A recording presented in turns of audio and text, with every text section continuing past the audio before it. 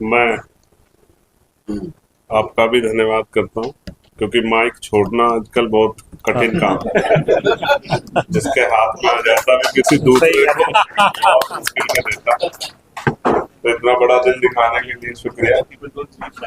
और मैं एमपी के साथियों का, जो उन्होंने एक रोड मैप बनाया है और जिस तरह से वो काम कर रहे हैं अपने हितों को त्याग कर समुदाय के हितों के लिए जो वो प्रयास कर रहे हैं, मैं उसकी बहुत सराहना करता हूँ। मैं आपके लिए मंगल कामनाएं भी करता हूँ, बेस्ट विशेष भी करता हूँ कि आप इसी तरह आगे बढ़े और जो गोल्स आपने बनाए हैं, ये 25 ईयर्स का जो रोड मैप है, एजुकेशनल और economic development of Indian Muslim, उसमें हम लोग कामयाब हों। क्योंकि एक शायर ने कहा है कि सपने उन्हीं के पूरे होते हैं जिनके सपनों में जान होती है, और पंखों से कुछ नहीं होता दोस्तों, हौसलों से उड़ान होती है। तो मैं आपके हौसलों की दाद देता हूं। और मैं आज की सदारत कर रहे लेफ्टिनेंट जनरल जमीरुद्दीन साहब का भी शुक्रिया अदा करता हूं कि उनके नेतृत्व में आज मुझे यहाँ अपनी बात रखने का मौका मिल रहा है। हालांकि उनके पास और भी कई उपलब्धियां हैं, वो सिर्फ इस उपलब्धि तक सीमित नहीं है, उन्होंने अपने जीवन में देश की बहुत सेवा की है। मैं उसके लिए उनको मुबारकबाद भी देता हूँ। मैं माफी चाहता हूँ कि मैं लास्ट डे में आया, लेकिन मैं जब दिल्ली में रहता हूँ तो कोशिश करता हूँ कि देश भर के लोगों से मिल लूँ, और क्योंकि एक लिमिटेड है हमारे टाइम की, वो 4 बजे से 8 बजे, तो वो एक ऐसा समय है। हालांकि यहाँ की चर्चा का विषय नहीं कि हम सोच रहे हैं कि हाउस चले, हमारे क्षेत्र के बहुत सारे विषय हैं जिन पे हमें चर्चा करनी। जब सवाल होंगे तभी गवर्नमेंट जवाब देगी। ये भी एक सवाल है जो आप लोगों ने खड़ा किया। जहां देश में जिस तरह का माहौल है, न्याय प्रणाली से ऊपर बुलडोजर हो गए हैं, धार्मिक स्वतंत्रता वो इतनी सुकड़ गई है कि ऐसा लगता है कि कुछ ही लोगों के पास धार्मिक स्वतंत्र रहने के राइट। जहां हमारे कहावत है, किसी को मारने के लिए लाठी की जरूरत नहीं, उसको आर्थिक रूप से तोड़ दो। जहां ये षड्यंत्र जो है मुसलमानों के खिलाफ, ईसाइयों के खिलाफ, बौद्धिस्टों के खिलाफ, अन्य धार्मिक अल्पसंख्यक और शेड्यूल कास्ट शेड्यूल ट्राइब के खिलाफ किया जा रहा है, किसी छिपा हुआ नहीं है।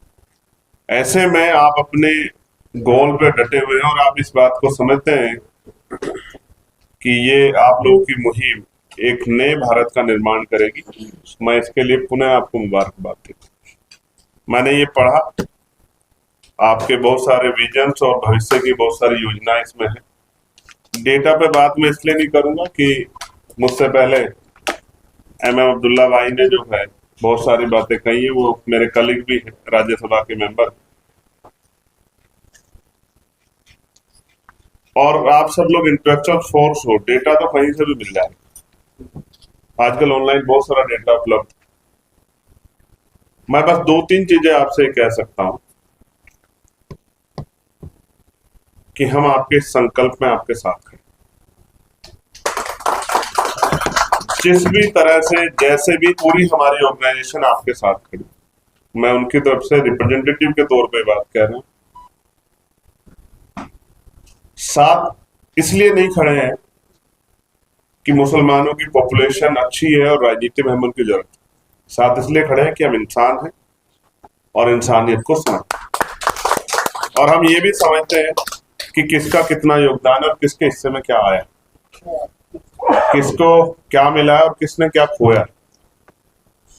हालांकि इतिहास के पन्नों में बहुत कुछ दब चुका है, उस पर कोई चर्चा नहीं करना चाहता, लेकिन मैं कहता हूं कि भारत का संविधान तो बराबरी की बात करता है, चाहे वो सामाजिक हो, चाहे वो आर्थिक हो, चाहे वो धार्मिक हो या राजनीतिक।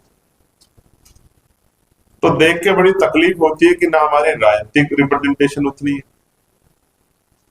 ना हमारी आर्थिक रिप्रेजेंटेशन उतनी है, और धार्मिक रिप्रेजेंटेशन में तो क्या हो रहा है, मैं समझता हूं कि पहले बहुत सारे आयोजन होते थे, अब तो ना के बराबर हो गए।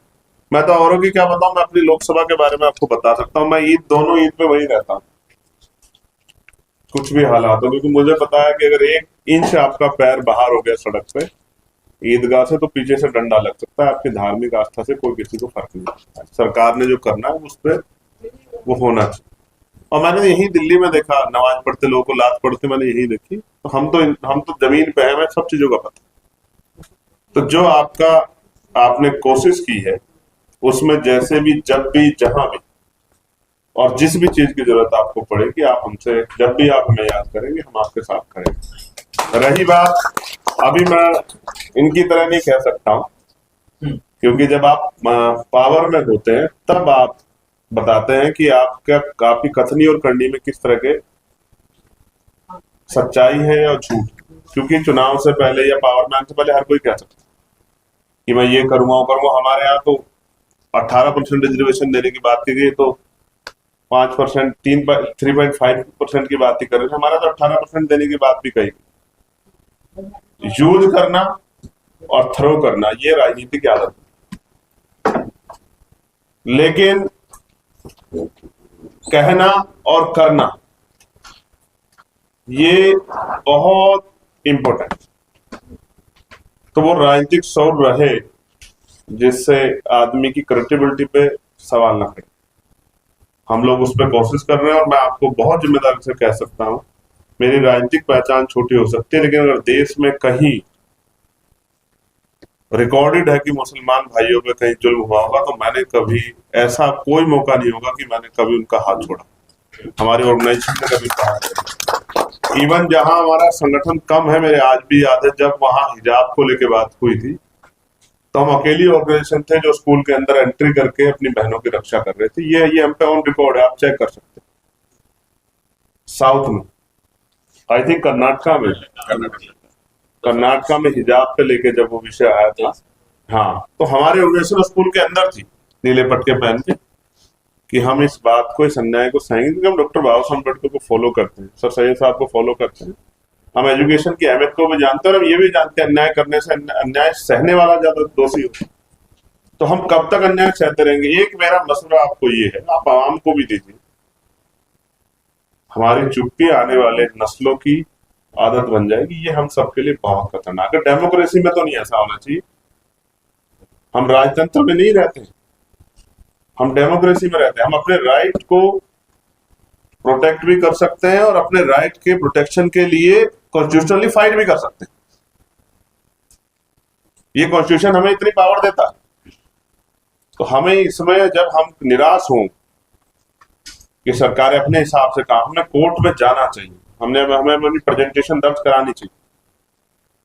हम ये सोचते हैं कि एक मामले से नहीं जाएंगे तो क्या हो जाएगा, लेकिन वो एक मामला बहुत सारे मामलों के नजीर हो जाता है। आप जानते हैं जब फैसले आते हैं सुप्रीम कोर्ट, हाई कोर्ट के, तो एक फैसलों से लाखों मामलों के जो हैं वो बदल जाते हैं, रूप बदल जाते हैं। इसलिए इसमें तो मैं आपसे जरूर कहूंगा, और मैं पुनः अपनी बात को दोहराता हूँ, ये एक वॉर है और इस वार में हम लोग आपके साथ हैं।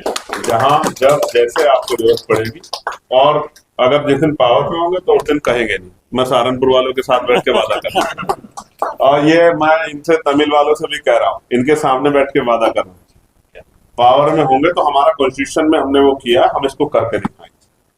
ये मुल्क हमारा है, तो सबकी बराबर की हिस्सेदारी वो मिलनी चाहिए, उसके लिए कोई भेदभाव नहीं होना चाहिए। बहुत बहुत धन्यवाद। पुनः मैं एएमपी के साथियों का मैं आपका दिल से आभार, शुक्रिया करता हूँ। क्यों? क्योंकि आप वो हैं जो किसी भी समाज में कुछ ही % लोग ऐसे होते हैं जो उसका ब्रेन होता है। बाकी तो मैं देख रहा हूँ ना, बड़े पैमाने पे एजुकेशन को छोड़ के, और डेटा मैंने देखा है कि 4.6, 5.6 किस तरह के हालात है हायर एजुकेशन में हमारे। तो बाकी लोग तो अपना पेट पाल लेंगे। इकोनॉमिक जो है इनइक्वालिटी इतनी बड़े पैमाने पे है। सच्चर कमेटी की रिपोर्ट क्या कहती है, ये आपने पढ़ी है, मैंने भी पढ़ी। तो वो तो छोटे छोटे कामों में लग के अपने पेट को पाल रहे हैं। उनको लगता है कि जिंदा रहने के लिए काम करना चाहिए, एजुकेशन जरूरी नहीं। ये एजुकेशन है जिसकी वजह से मैं यहाँ हूं, ये एजुकेशन है जिसकी वजह से हम सब लोग इस पर टेबल पर। तो बस थोड़ा सा ये पैदा करना है कि वो थोड़ी सी तकलीफ सह ले, लेकिन एजुकेशन से रास्ता ना मोड़े।